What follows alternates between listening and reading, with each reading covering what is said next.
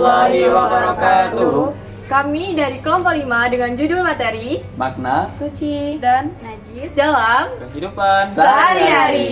Jangan lupa tonton video kami, like, comment, and Dan subscribe. subscribe. Dadah. Assalamualaikum warahmatullahi wabarakatuh. Baiklah, kami sedang berada di kediaman Bapak Selbinia Amer akan mewawancarai beliau tentang makna najis dan suci dalam kehidupan sehari-hari. Baiklah, di sini saya akan memperkenalkan diri. Saya Enda Dwi Afrina sebagai penanya. Saya Muhammad Reza Haji Maulana sebagai penanya. Dan di sebelah saya ada Bapak Selbinia Amer. Bapak, izin bertanya, Pak.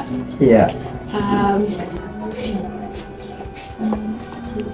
Apa pandangan Bapak tentang Makna najis dan suci dalam kehidupan sehari-hari, Pak. Iya. Najis ini itu bahasa Arab, ya. Bahasa Arabnya najis. Kalau dalam bahasa kita itu sesuatu yang kotor, itu yang kotor. Jadi yang kotor ini yang jelas bisa menghambat dalam kegiatan ibadah kita. Terutama sekali masalah apa itu sholat. Dan sholat itu harus dalam kondisi bersih. Kenapa? Karena kebersihan ini adalah bahagian yang teramat penting gitu. Kebersihan ini bahkan di dalam salah satu ajaran disebutkan an-nazafatu minal iman. Kebersihan itu adalah bagian daripada keimanan. Jadi oleh karena itu mutlak kebersihan ini adalah sangat dibutuhkan. Kebutuhan ini, kebersihan ini barangkali bisa kita kategorikan dalam dua hal. Pertama, kebersihan secara lahiriah, ya. Kebersihan, kemudian yang kedua kebersihan dalam pengertian batiniah, ya. Kebersihan yang lahiriah ini ya sifatnya cenderung kepada fisik, apapun, apa badan kita sendiri atau pakaian kita yang kotor itu yang bernajis itu. Jadi itu katakanlah satu bagian daripada kotor yang sifatnya lahiriah. Tetapi ada lagi barangkali yang tidak kalah pentingnya adalah kebersihan secara batiniah. Kebersihan secara batiniah ini ya terutama sekali menyangkut permasalahan ibadah kita. Kesucian kita misalnya itu dalam beribadah. Kalau kita misalnya melakukan ibadah khusus ya, ibadah kepada Allah Subhanahu wa Ta'ala, tentu yang dibutuhkan kita ini adalah kebersihan batin itu mutlak, artinya kita kepada Allah Subhanahu wa Ta'ala. Tidak ada istilahnya kan ya karena sesuatu, ya. Umpama saya berikan suatu contoh.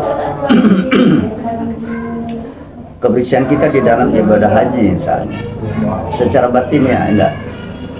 Secara batinnya kita pergi menunaikan ibadah haji karena ingin menunaikan perintah Allah. Ini kan merupakan salah satu bagian daripada rukun Islam. Tapi orang yang naik haji itu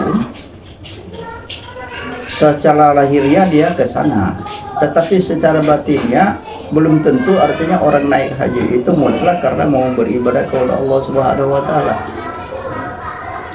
Ya, misal orang itu orang yang kaya, ya.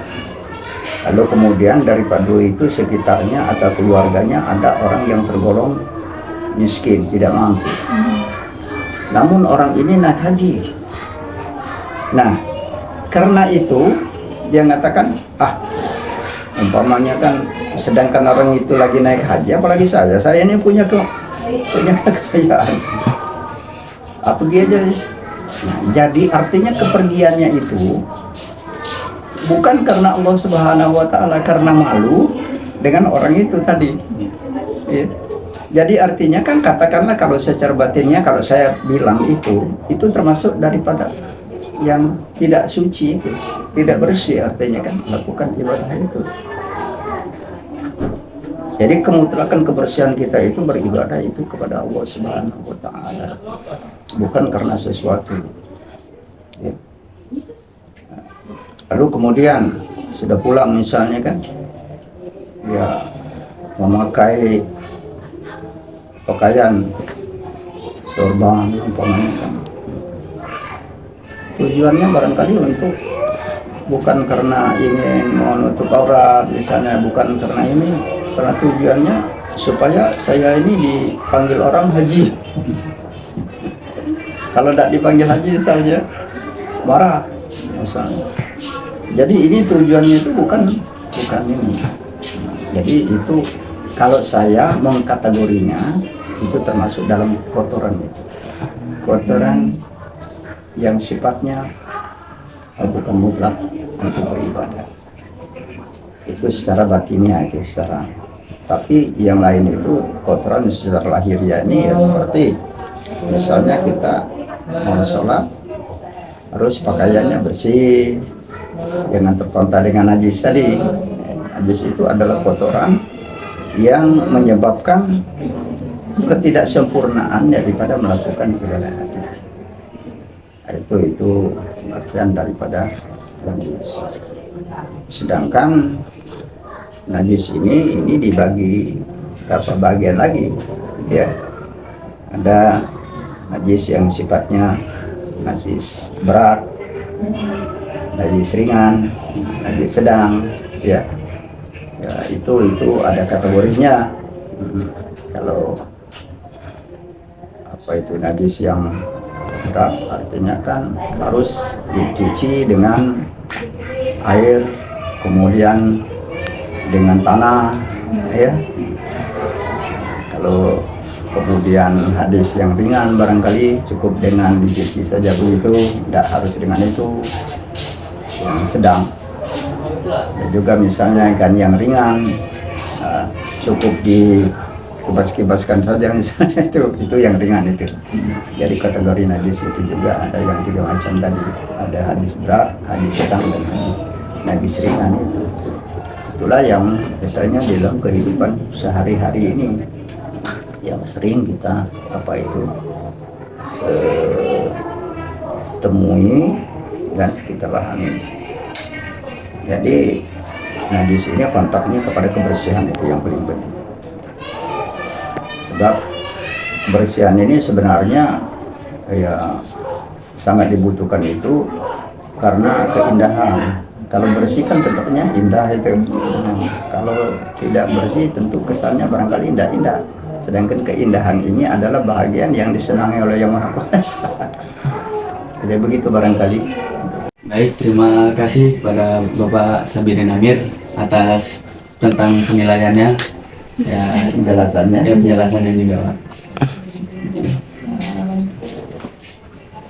Sudah, mungkin ini saja yang ingin kami tanyakan dengan Bapak. Langsung ke mungkin. Ya.